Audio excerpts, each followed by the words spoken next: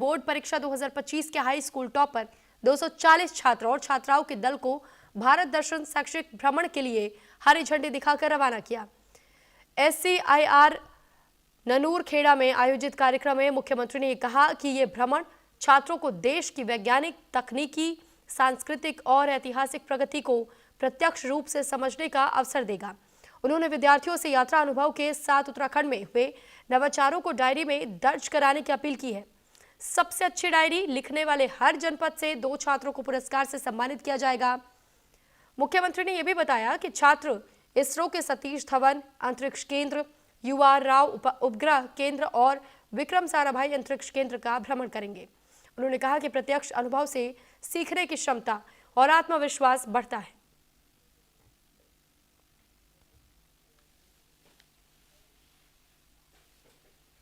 – 2024 से ये नवाचार का कार्यक्रम हमने शुरू किया है हमारे राज्य के शिक्षा विभाग ने कि बच्चे शैक्षिक भ्रमण पर जाएंगे और बहुत सारे जो हमारे केंद्र हैं, अंतरिक्ष के स्थान हैं, वैज्ञानिक संस्थान हैं, उन सभी संस्थानों का और अलग अलग राज्यों का, वहाँ के प्रमुख ऐतिहासिक स्थलों का भ्रमण करेंगे। इससे उनको बहुत सीखने को भी मिलेगा, उनका अच्छा एक्सपोजर होगा, अच्छा अनुभव मिलेगा।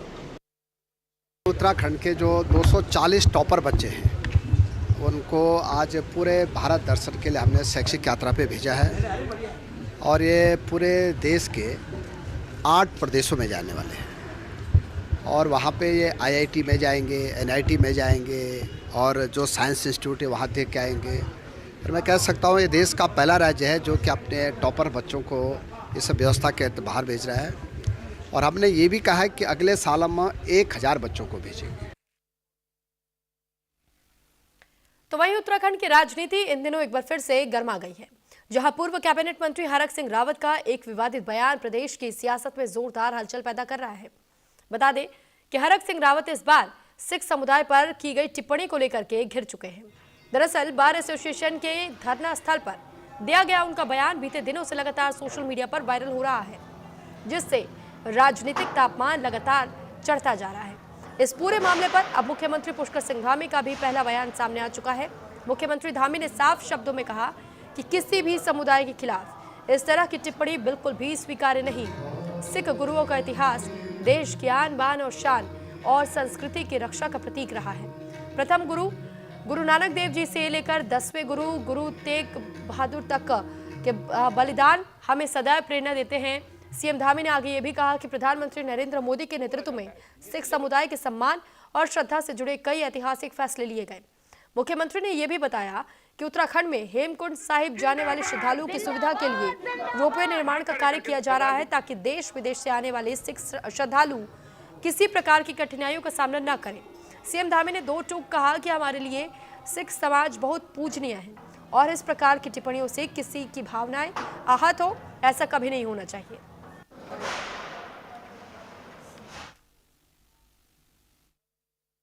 देखिए, किसी भी समुदाय के ऊपर इस प्रकार की टिप्पणी नहीं होनी चाहिए और सिख धर्म गुरुओं का हमारा बहुत बड़ा इतिहास है, जिन्होंने धर्म की रक्षा के लिए, समाज की रक्षा के लिए, संस्कृति की रक्षा के लिए, देश की आन बान के लिए अपने प्राणों को देने में तनिक भी हिचकिचाहट नहीं करी।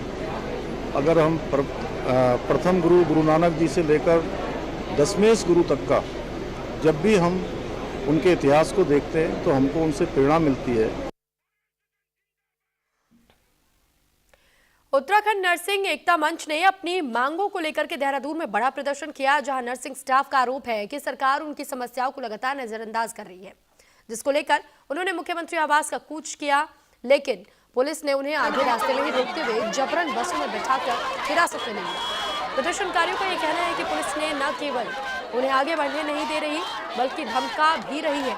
वहीं नर्सिंग स्टाफ का यह कहना है कि सरकार उनकी बात सुनने को तैयार नहीं है और उन्हें शांतिपूर्ण तरीके से प्रदर्शन करने का अधिकार भी नहीं दिया जा रहा।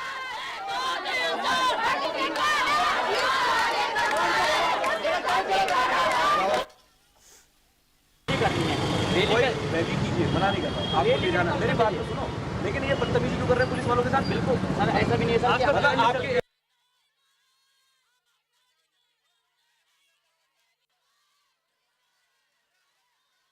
जी, परसों भी हमारे द्वारा जो पहले दिन धरना प्रदर्शन था, उस दिन भी परेड ग्राउंड में हमारे लोगों को बसों में भर भर कर छोड़ दिया गया। आज चौथा दिन हमारे धरना अनिश्चितकाल धरना प्रदर्शन का चौथा दिन है और अभी तक भी हमारे लोगों को अपनी बात रखने के लिए शांति कूच हमारा था आज और प्रस्तावित था, लेकिन सुबह जैसे हमारे लोग यहाँ पे इकट्ठा होते हैं, पुलिस प्रशासन द्वारा उनको गाड़ियों में भरकर एकता विहार छोड़ दिया जाता है। तो क्या अब अपने आवाज़ों के लिए, अपने जो हमारे अधिकार हैं उनके लिए आवाज़ उठाना है, सड़कों पर उतरना मना हो गया है? इंडिकेट करके मेरा फेस डिटेक्ट करके मुझे बोला जा रहा है कि देख लूंगा तुझे मैं, इसका चेहरा देखो, इसकी वीडियो बनाओ, इसको देखता हूं मैं, और वो भी मेल पुलिस द्वारा पर्सनली मुझे बोला गया है, सिर्फ इसलिए अपने अधिकारों के लिए। हम लोग गर्मी में बिठाए गए हैं और ये देखो इनकी हालत खराब हो रही है गर्मी में, इनका पारा हाई हो रहा है। ये हमारे लिए शब्द है सर इन लोगों के, और हम लोग मित्र पुलिस कहते थे, आज इन लोगों ने हमें मजबूर कर दिया है कि हमें इस कंडीशन में अपने सरकार के खिलाफ हमें आवाज उठानी पड़ रही है। मांगे थी कि हमको वर्षवार तरीके से हमारे बेरोजगार नौजवान साथियों का सिलेक्शन किया जाए, लेकिन हमारे कुछ मित्र पुलिस ऐसे हैं जो हमको मार रहे हैं। एक भाई के प्राइवेट पार्ट है, मेरे थाई में मार दिया है। ठीक है, हमारी छोटी सी मांग है, स्वास्थ्य सचिव सर का बुलाओ, हमारी मांगे पूरी करो, हम यहाँ जाने को तैयार हैं, लेकिन हमारे ज्ञापन ले लो। क्या फर्क पड़ता है? आधे बच्चे 2014 के आधे बच्चे की नौकरी लग गई, आधे बच्चे रोड पर भटक रहे, क्यों ऐसा सुथरा व्यवहार? क्यों हमने क्या कर दिया ऐसा भी? तो हरिद्वार में शौर्य दिवस के मौके पर निकाली जा रही बजरंग दल की शौर्य यात्रा पर ज्वालापुर क्षेत्र में अचानक से पत्थरबाजी हो गई। घटना के बाद क्षेत्र में तनाव फैल गया और बजरंग दल कार्यकर्ता सड़क पर उतर आए। पुलिस प्रशासन ने मौके पर पहुंचकर के हालत काबू करने की कोशिश की। वहीं बजरंग दल के प्रदेश अध्यक्ष अनुज वालिया ने इस घटना को प्रशासनिक विफलता बताते हुए कहा कि धार्मिक यात्राओं पर लगातार हमला चिंता का विषय है।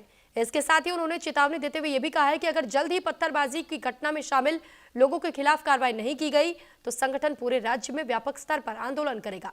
घटना की सूचना मिलते ही पुलिस और प्रशासन की टीमें भारी फोर्स के साथ मौके पर पहुंची।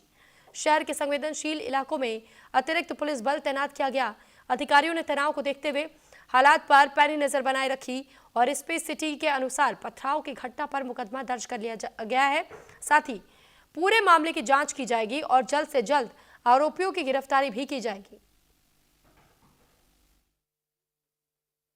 आज एक घटना होती है कि एक बजरंग दल की यात्रा ज्वालापुर सैनी आश्रम में थी। उसके लिए कुछ लोग उस यात्रा में शामिल होने के लिए, उस समारोह में, उस सम्मेलन में शामिल होने के लिए आ रहे थे। तो दुर्गा चौक पर जिहादी ताकतों द्वारा, विधर्मी ताकतों द्वारा, देशद्रोही ताकतों द्वारा और आतंकवादियों द्वारा उनके ऊपर पथराव हुआ।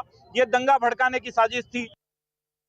वर्ष की बात है, आज विश्व हिंदू परिषद बजरंग दल द्वारा शौर्य जागरण यात्रा कार्यक्रम किया गया था सैनी आश्रम में। तो जगह जगह विभिन्न स्थानों से अपने कार्यकर्ता आते, जैसे ज्वालापुर से, सिडकुल से, लक्सर से। तो जो अपने ज्वालापुर से कार्यकर्ता आ रहे थे, उनके ऊपर दुर्गा चौक से कार्यकर्ता ज्वालापुर क्षेत्र से आ रहे थे। तो दुर्गा चौक पर कार्यकर्ताओं की शोभा यात्रा पर जिहादियों द्वारा पथराव किया गया, जिससे हमारे 2-3 कार्यकर्ता घायल भी हुए। तो सभी कार्यकर्ता दोबारा कार्यक्रम निपटा के स्थान पहुंचे। जब तक उन जिहादियों के खिलाफ कार्रवाई नहीं होगी, वो अरेस्टिंग नहीं होगी, तब तक हम ये आंदोलन जारी रखेंगे। जुलूस था जिसमें 3 रास्तों से, कनकल साइड से, सैनी आश्रम की तरफ, उसी तरीके से सिडकुल की तरफ से और ज्वालापुर की तरफ से भी जो कार्यकर्ता थे वो आ रहे थे। आपके द्वारा ये बताया गया कि जब ये ज्वालापुर से दुर्गा चौक होते हुए आ रहे थे तो दुर्गा चौक के पास किसी शरारती तत्वों के द्वारा पत्थर फेंका गया, जिसमें चोटें भी आई हैं। तो उस संबंध में अवगत कराया गया, हमारे द्वारा तहरीर ली गई है। अभी तत्काल मुकदमा पंजीकृत कर रहे हैं, हमारी टीमें बनी हैं और जो भी शरारती तत्व होगा जिसने माहौल खराब करने का प्रयास किया या यात्रा का स्वरूप बिगाड़ने का प्रयास किया, सामाजिक सौहार्द बिगाड़ने का प्रयास किया, आइडेंटिफाई करके उसको गिरफ्तार करेंगे। वहीं हरिद्वार में पुलिस को बड़ी सफलता मिली है, जहां पुलिस और एसटीएफ ने संयुक्त ऑपरेशन चलाया और कार्रवाई कर इनामी आरोपी को गिरफ्तार कर लिया, जिसके बाद पुलिस ने आरोपी को गिरफ्तार कर कोर्ट में पेश किया और आगे की कार्रवाई में जुट चुकी है। बता दें कि आरोपी पिछले 1.5 साल से नाबालिग से दुष्कर्म के मामले में फरार चल रहा था।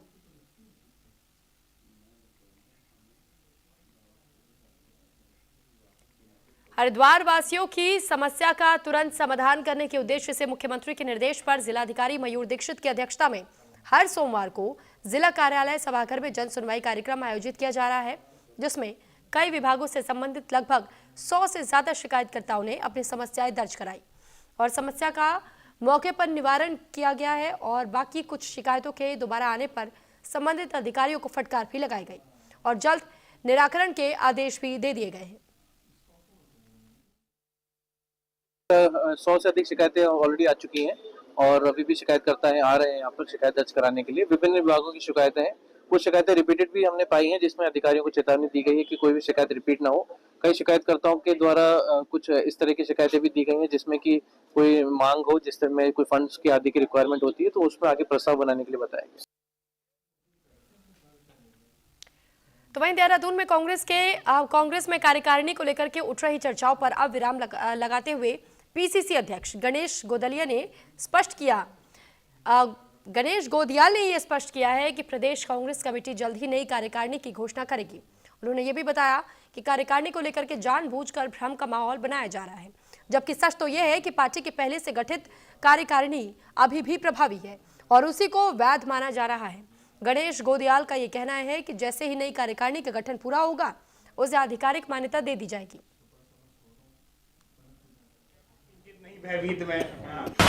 ये जो लोगों के बीच एक भ्रम है कि पहले कार्यकारिणी थी ही नहीं, ऐसा नहीं है। कार्यकारिणी नई नहीं बनी थी, लेकिन जो पुरानी कार्यकारिणी थी वो एग्जिस्ट करती थी। जब मैं अध्यक्ष बना तो उस समय भी कार्यकारिणी एग्जिस्ट करती थी। ठीक है, प्रीतम सिंह जी भी कांग्रेस के नेता हैं। प्रीतम सिंह जी के समय में जो कार्यकारिणी बनी वो कार्यकारिणी अब तक चली, अब तक वही चल रही है। तो ऐसा नहीं है कि प्रदेश में कोई कार्यकारिणी है ही नहीं, कार्यकारिणी है। जो कार्यकारिणी पहले बनी थी वो एग्जिस्ट करती है। जब नई कार्यकारिणी बनेगी तो तब वो नई प्रक्रिया शुरू होगी। लेकिन ये कहा जाना कि कार्यकारिणी नहीं थी, ये मैं समझता हूँ कि पार्टी के प्रति ज्यादती है। रामनगर शहर की सुरक्षा व्यवस्था किस हाल में है, इसका बड़ा उदाहरण तब सामने आया जब पता चला कि रामनगर के करीब 60 से अधिक सीसीटीवी कैमरे महीनों से बंद पड़े हैं। हैरानी की बात तो यह है कि संवेदनशील इलाकों में लगे इन कैमरों की खामोशी से पुलिस और नगर प्रशासन अब तक अनजान दिखाई दे रही है। बता दें कि भीड़ भाड़ वाले इलाकों में लगे कैमरे लंबे समय से काम नहीं कर रहे, जबकि ये इलाके कई घटनाओं के लिहाज से अति संवेदनशील माने जाते हैं। कोतवाली परिसर में सिर्फ हाईकोर्ट से जुड़े कैमरे ही चल रहे हैं, जिसके बाद से पुलिस ने नगर पालिका को एक पत्र भेज करके एएमसी के लिए बजट मांगा, जिस पर जानकारी देते हुए ईओ आलोक उनियाल ने बताया कि पत्र हमें मिला हुआ है, हम इसको बोर्ड की अध्यक्षता में रखेंगे, उसके बाद ही इस पर कुछ फैसला लिया जा सकता है।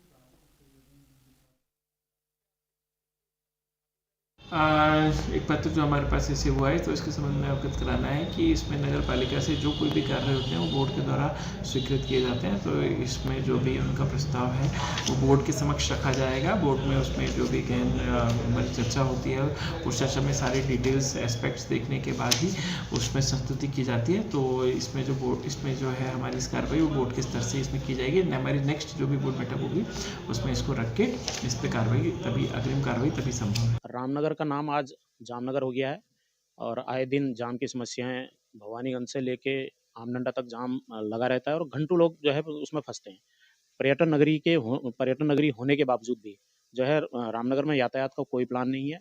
और 2005 में तत्कालीन मुख्यमंत्री जी ने एक बाईपास बनाने की घोषणा उन्होंने की थी, जो भवानीगंज से शुरू था, किंगडम होटल के पास से शुरू था और किनारे किनारे ले जाके उसे आमडंडा पर जो है उसको निकालना था। लेकिन वो घोषणा भी घोषणा ही रह गई। सरकारें आई, सरकारें गई, लेकिन किसी ने भी उस घोषणा पर अमल नहीं किया। और निश्चित रूप से रामनगर को अगर जो पर्यटन नगरी है रामनगर, और आए दिन यहाँ पे विदेशी पर्यटक आते हैं, एम्बुलेंस जाते हैं, तो निकलना दुर्भर हो जाता है रानी के रोड में। वीकेंड्स पर थोड़ा ट्रैफिक का यहाँ पर प्रेशर रहता है, उसके लिए ऑलरेडी हम लोगों ने डाइवर्जन प्लान बनाया है और हम इस पे काम कर रहे हैं। यहाँ पे अभी हम थोड़ा ट्रैफिक का फोर्स भी हम लोग बढ़ा रहे हैं यहाँ पे, और उसके आधार पे हम उम्मीद करते हैं कि जो अभी आने वाला जो सीजन है 25 दिसंबर का और न्यू ईयर का, उस पर हम एक बढ़िया प्लान यहाँ पे तैयार करेंगे जिससे जाम न लगे और लोगों को असुविधा ना हो। रुड़की के ग्राम टिकोला में 14 दिसंबर को बड़ी किसान महापंचायत आयोजित होने जा रही है, जिसमें कि चौधरी जयकित सिंह को आधिकारिक रूप से जिला अध्यक्ष की जिम्मेदारी सौंपी जाएगी, जिसको लेकर प्रदेश संरक्षक मास्टर रणवीर सिंह ने बताया है कि इस महापंचायत में संगठन के राष्ट्रीय अध्यक्ष चौधरी अमित पवार खुद शामिल होंगे और उनके आगमन को लेकर के गांव में भव्य किसान निधि समारोह की तैयारी तेज कर दी गई है। इस महापंचायत में रुड़की मजिस्ट्रेट सहित स्थानीय प्रशासन के अधिकारियों को भी आमंत्रित किया गया है, जहां किसानों की समस्याओं पर सीधे तौर पर चर्चा और ज्ञापन सौंपे जाने की योजना है। वहीं महापंचायत को लेकर के किसानों में उत्साह साफ दिखाई दे रहा है और बड़ी संख्या में किसान इस रैली में शामिल होने की तैयारी कर रहे हैं। अध्यक्ष जी जिन्होंने मुझे पद की जिम्मेदारी दी, मैं अपने पद को सही तरीके से निभाऊंगा और जो मेरे साथ मेरे भाई खड़े जिन्हें भी समस्या है सबको, कोई सी बिरादरी हो, कभी भेदभाव नहीं करूंगा। इस पद को पूरी जिम्मेदारी से निभाऊंगा, जिससे भी जो भी समस्या होगी किसान भाई को या किसी को भी, मैं उसके साथ खड़ा होऊंगा 24 घंटे रात दिन। और रही बात 14 तारीख की, उसमें जो हम प्रोग्राम कर रहे हैं एसडीएम साहब को भी बुलाया जाएगा। जो समस्या होगी हमारे जिले की हम उनके सामने रखेंगे। गांव टिकोला में चौधरी जैकी गुज्जर के आवास पर हमने एक बैठक की है, जिसमें आने वाली 14 तारीख को दिन रविवार को एक किसान पंचायत रखी जाएगी, जिसमें संगठन के राष्ट्रीय अध्यक्ष चौधरी अवनीत पवार पहुंचेंगे, जिसमें चौधरी जैकी गुज्जर को जिला अध्यक्ष नियुक्त किया जाएगा। और भी क्षेत्र के जितने मुद्दे हैं, कोई गन्ने का लेक है, जैसे भी मुद्दे हैं, उनको एक ज्ञापन प्रस्तुत करेंगे। और हम आपके चैनल के माध्यम से बताना चाहते हैं कि क्षेत्र के अधिकारी को भी आंख खुल जाए कि जो क्षेत्र में आए रोज घटनाएं हो रही है उन पर अंकुश लगाया जाए।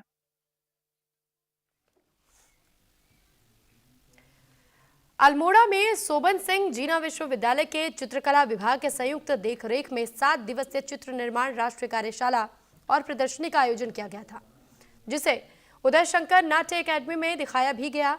वहीं प्रदर्शनी में पूरे देश से आए कलाकारों ने प्रतिभाग किया। विश्वविद्यालय के कुलपति सतपाल सिंह बिष्ट ने यह कहा कि पहली बार इतने ज्यादा युवा कलाकार एक ही विषय पर सामूहिक सृजन कार्य कर रहे हैं। उन्होंने उत्तराखंड संस्कृति विभाग के युवा कलाकारों को दी जा रही आर्थिक सहायता की भी सराहना की।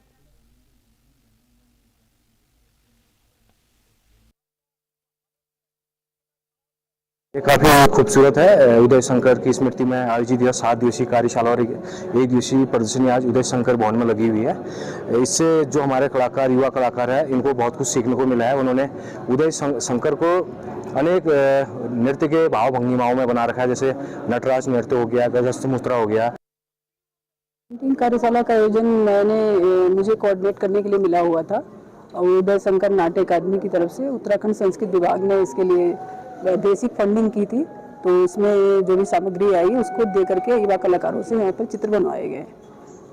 बहुत ही अच्छे स्तर के चित्र बने हैं। बाहर से भी कलाकार इसमें आए हैं। युवा कलाकारों को हमने इसलिए जोड़ा कि वह जाने कि अपने देश की कला संस्कृति क्या है, और अल्मोड़ा में, विशेषकर अल्मोड़ा में उदय शंकर जी ने जो अपना प्रवास किया था वह क्यों किया था और कैसे इसको ये लोग आगे लेकर के जाएं। तो ये जब मैं यहाँ आया हूँ तो मैं आश्चर्यचकित हूँ कि इस तरह के हमारा जो शहर है, बहुत बड़ा शहर नहीं है, लेकिन इस तरह की बेहतरीन जो एक्सपो है मैंने अपने जीवन में कभी नहीं देखा। किसी विश्वविद्यालय के छात्रों द्वारा और हमारे शिक्षकों द्वारा जितनी मेहनत की गई है, मेरा मानना है इसका लाभ तभी होगा, इसका बच्चों का उत्साहवर्धन तभी होगा जब सारे शहरी इसको देखें, सारे शहर के लोग यहाँ आए। मैं तो रिक्वेस्ट करूंगा यहाँ जो ऑर्गेनाइजर है कि इसको अगर 1-2 दिन एक्सपो को एक्सटेंड भी करना पड़े।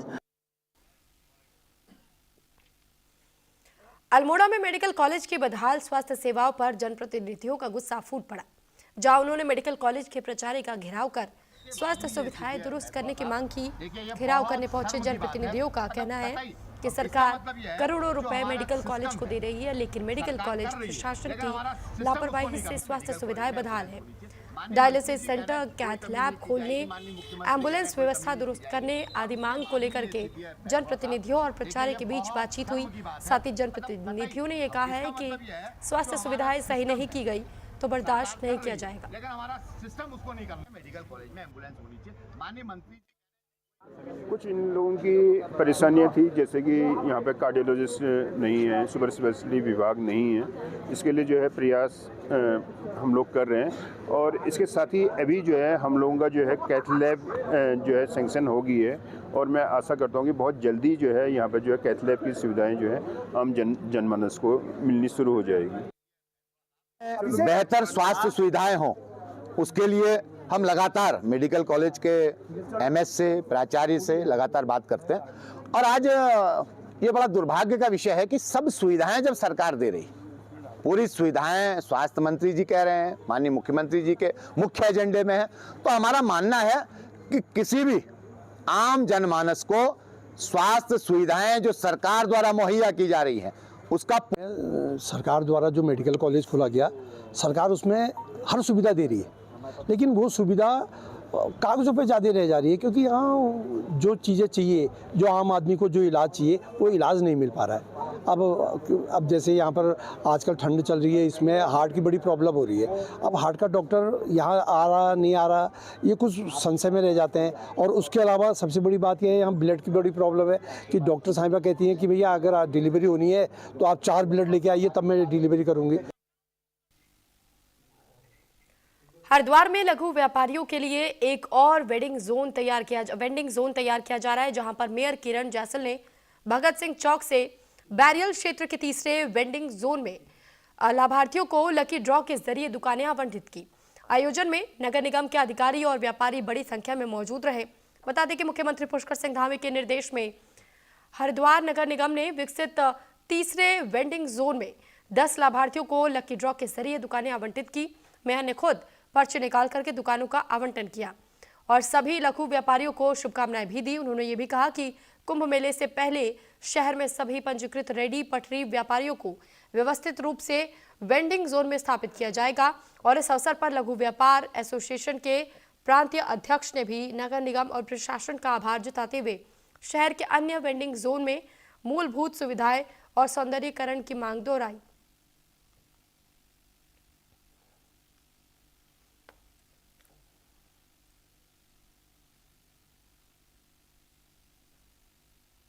जनता के साथ खड़े रहते हैं और उन्होंने इस प्रक्रिया को आगे बढ़ाया, जिसमें हमने 10 मेंबरों को आज पर्ची निकाल के उनके नाम चिन्हित किए हैं। और वहाँ पे सेक्टर 2 पे जो भी वेंडिंग जोन है उसमें हम 10 जो व्यक्ति हैं उनको उनकी पर्ची निकाली है।